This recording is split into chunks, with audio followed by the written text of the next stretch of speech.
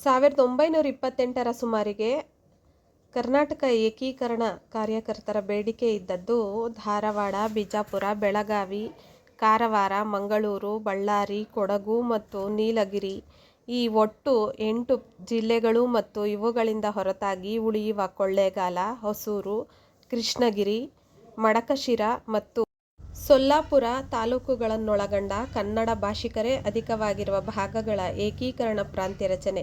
ಇವುಗಳೆಲ್ಲಕ್ಕೂ ಮೈಸೂರು ಸಂಸ್ಥಾನ ಅಂದರೆ ಕನ್ನಡಿಗರದೇ ಪ್ರಾಂತ್ಯ ಮೂಲಕ ಸುಲಭ ಸಂಪರ್ಕವಿದ್ದುದರಿಂದ ನೀಲಗಿರಿ ಜಿಲ್ಲೆ ಮತ್ತು ಕೊಳ್ಳೇಗಾಲ, ಹೊಸೂರು, ಕೃಷ್ಣಗಿರಿ ಮತ್ತು ಮಡಕಶಿರಾ ತಾಲೂಕುಗಳು ಬೇಡಿಕೆಯ ಸಬೂಬನ್ನು ಹೇಳಲು ಅವಕಾಶವಿರಲಿಲ್ಲ.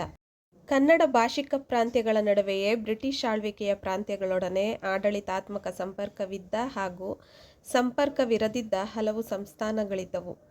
ಸಾಂಗಲಿ, ಜಮಖಂಡಿ, ಜತ್ತ, ಸೊಂಡೂರು, ಮುಧೋಳ, ನರಗುಂದ, ನವಲಗುಂದ ಇತ್ಯಾದಿ ಸಂಸ್ಥಾನಗಳಲ್ಲಿ ಕನ್ನಡಿಗರೇ ಅಧಿಕವಾಗಿ ವಾಸಿಸುತ್ತಿದ್ದರೂ ಆಳುತ್ತಿದ್ದವರು ಮರಾಠಿ ಭಾಷಿಕರಾಗಿದ್ದುದರಿಂದ ಆಡಳಿತವೆಲ್ಲ ಮರಾಠಿ ಅಥವಾ ಇಂಗ್ಲಿಷ್ನಲ್ಲಿ ಮತ್ತು ವ್ಯವಹಾರವೆಲ್ಲ ಮೋಡಿ ಲಿಪಿಯಲ್ಲಿ ನಡೆಯುತ್ತಿದ್ದವು.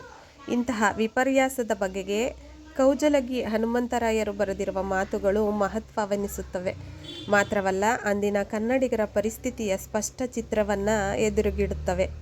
ಮುಧೋಳ ಸಂಸ್ಥಾನಿಕರು ಮರಾಠಿ ಮಾತೃಭಾಷೆಯುಳ್ಳ ಮರಾಠ ಜಾತಿಯವರು. ಸಂಸ್ಥಾನದಲ್ಲಿಯ ಜನಸಂಖ್ಯೆಯು ಸುಮಾರು 60,000.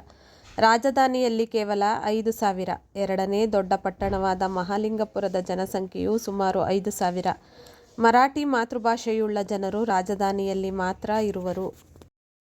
ಮುಧೋಳ, ಮಹಾಲಿಂಗಪುರ ಕೂಡಿ ಸಂಸ್ಥಾನದ ಒಟ್ಟು ಹಳ್ಳಿಗಳು 81. ಅವುಗಳಲ್ಲಿ 2 ಹಳ್ಳಿಗಳು ಬೇಚಿರಾಕ ಅಂದರೆ ಪಾಳುಭೂಮಿ. ಉಳಿದ 79 ಹಳ್ಳಿಗಳ ಪೈಕಿ ಮುಧೋಳದಲ್ಲಿ ಮಾತ್ರ ಮರಾಠಿ ಮಾತನಾಡುವವರು ಕಂಡುಬರುವರು.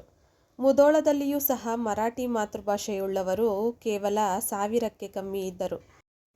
ಆದ್ದರಿಂದ 60,000 ಜನರಲ್ಲಿ ಮರಾಠಿ ಮಾತೃಭಾಷೆಯುಳ್ಳವರು ಕೇವಲ 1000 ಮಾತ್ರ ಎಂದು ಧಾರಾಳವಾಗಿ ಹೇಳಬಹುದು. ಮುಧೋಳದಲ್ಲಿರುವ ವಿಶೇಷತಃ ಹಳ್ಳಿಗಳಲ್ಲಿರುವ ಮರಾಠ ಜಾತಿಯವರಿಗೆ ಸಹ ಕನ್ನಡದ ಹೊರತು ಬೇರೆ ಭಾಷೆಯೂ ಗೊತ್ತಿರಲಿಲ್ಲ. ಸಂಸ್ಥಾನದಲ್ಲಿ 19 ಪ್ರಾಥಮಿಕ ಶಾಲೆಗಳಿದ್ದು ಅಲ್ಲಿ ಮರಾಠಿಯನ್ನೇ ಕಲಿಸುವರು. 1855ರವರೆಗೆ ಪ್ರಾಥಮಿಕ ಶಾಲೆಗಳಲ್ಲಿ ಕನ್ನಡ, ಮರಾಠಿ ಎರಡೂ ಕಲಿಸುತ್ತಿದ್ದರು. 1885ರಿಂದ ಮುಂದೆ ಕೇವಲ ಮರಾಠಿಯನ್ನೇ ಕಲಿಸುತ್ತಿದ್ದರು.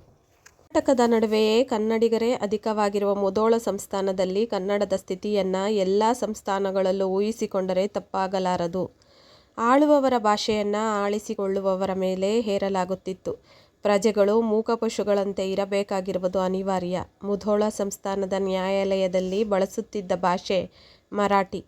ಕನ್ನಡಿಗರ ಹೇಳಿಕೆಯನ್ನು ಕನ್ನಡದಲ್ಲಿ ಪಡೆದು ಮರಾಠಿಯಲ್ಲಿ ಬರೆದು ಓದಿ ತೋರಿಸುವಂತಹ ಸಂದರ್ಭ ಅದಾಗಿತ್ತು. ಮರಾಠಿ ಬಾರದ ವಾದಿ ಅಥವಾ ಪ್ರತಿವಾದಿ ಅಥವಾ ಸಾಕ್ಷಿದಾರನಿಗೆ ನ್ಯಾಯಾಲಯದ ನಡವಳಿಯೇ ತಿಳಿಯದ ವಾತಾವರಣವಿತ್ತು.